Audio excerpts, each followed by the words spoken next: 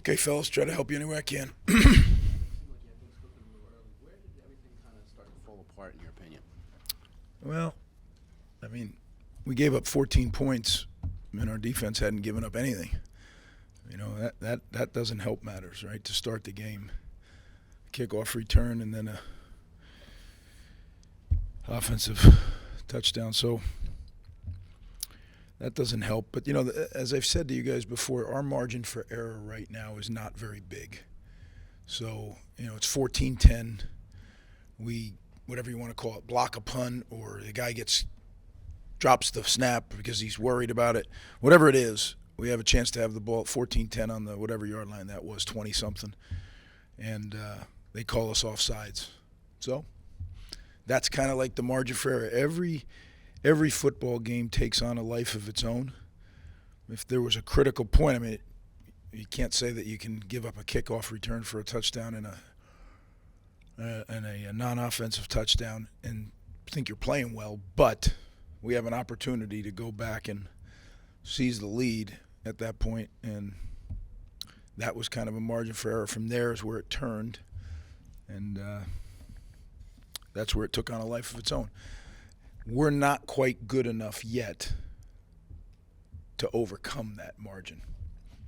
So we just got to keep working until we do. Are you still at the point where you look at the program though and say, I still see good things coming? 100%. You know, I've told you, I see so much promise out of these players, and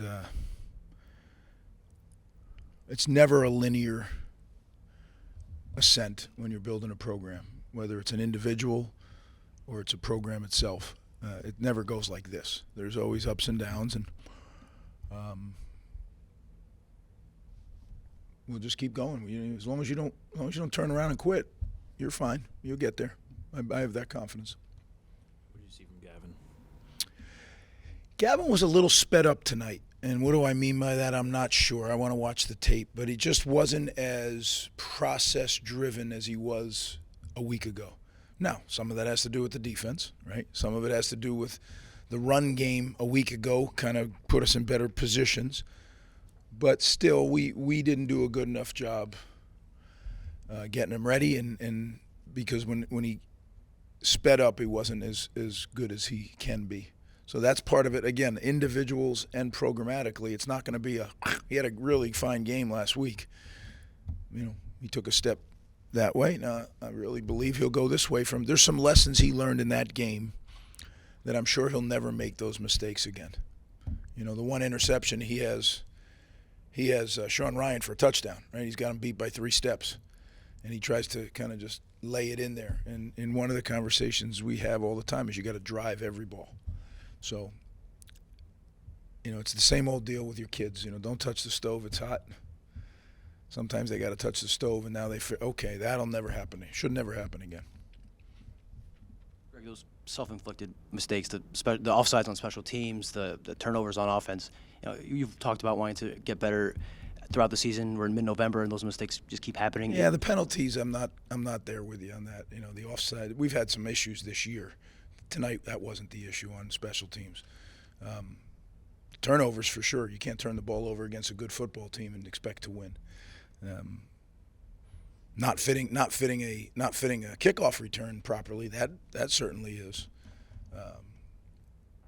an issue, but it wasn't that tonight on the special teams. On the offside penalty, it seemed you were having a pretty animated conversation with the official after that. Was there anything in particular? I didn't see it the same way, I guess, right? That's why, you know, you wouldn't do that if you were in agreement. You know, I wouldn't be congratulating that way. Greg, what adjustments, if any, do you think needs to be happening on the special teams? Well, certainly on kickoff, we have 2 kickoffs returned for touchdowns this year, and that falls on me, right? Because I'm the head coach, and that can't happen. So I have to do some real deep dive on that. I mean, I know why it happened tonight. But why was it? Why did that happen?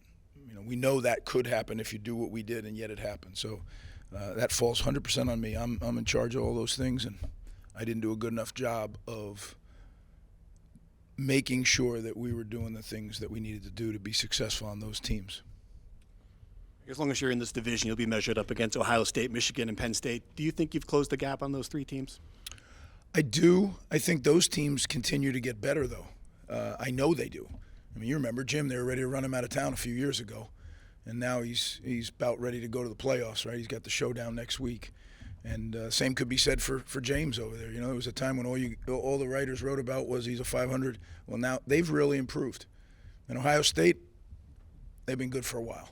So those 3 teams have gotten better. As I said when I took the job, we are chasing a moving target, and really we're chasing moving targets. And just because when the divisions end a year from now, I mean, you're still competing for the same championship. I mean, if you ever hear and you're not competing for the championship, then you probably ought to, you know, go find an island somewhere and call it a day.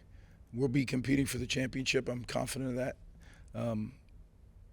I said it. We'll be a better football team, and we are a better football team than we were at the beginning of the year. We have, you know, we've had a lot of things go on this year that kind of just get glossed over. I was sitting with the trainers yesterday and talking about, all right, at the end of the year we got to get the surgeries all lined up, and there's only 3 of them.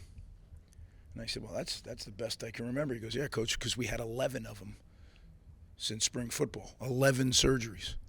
You know, we've had an uphill climb, which there's no excuses, but it's just the way it is. And as I've told you, our margin for error is slim. Today, you know, we started out looking like a really good football team, and then it caught up to us.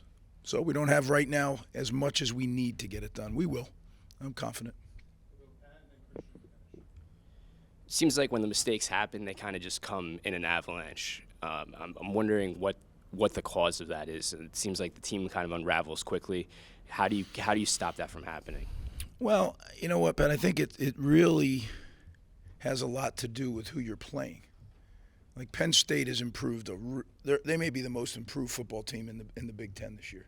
They've really made leaps and bounds. As I've watched them in crossover tape and things. So when you make mistakes against a team of that quality, it does avalanche on you, for sure. When you make them against teams that aren't quite that level, you know, kind of just gives the game a bad feel, but it's not like that. We have to figure out in what we do to continue to get better, that will take care of that eventually. When you have more guys that are getting better, right, that are capable of playing in the Big Ten East, and then we're getting them better, we're coaching them better, you know, all those things, that's when that avalanche will stop. It's that margin of error I'm talking about. I know this isn't necessarily about the game itself, but you had the decal, the moment of silence for the UVA players. Can you just speak to that and coaching young men and what those moments mean for you, sort of big picture beyond the field? It's really sad, really, really sad that a team, a university, families have to deal with that. It seems so senseless, right? But certainly the young man who did it has real issues, real problems, right? I mean, I just feel for everybody involved, and it's sad. We did, along with Penn State, you know, had the same decal on our helmets, and as my wife said to me, you know, she showed me a picture of the kids. They're just like any of your kids on your team, and I just can't imagine what they're going through down there. It's awful. So our prayers are with them, and you know, the one thing that I do want to say here, I thought our fans were outstanding this year for Rutgers. I thought that we had tremendous turnout. Our students today were just off the chain. It was excellent, and I promise them, and I promise our fans, we will get there, as long as we don't do weary of doing good. You know, we will get there. Just can't grow weary and say, "Oh, I can't do it." We can do it. Rutgers can do it. New Jersey can do it. We can do it. We just need to keep plowing ahead, and I promise you that's what we'll do. So, thanks for covering us, guys.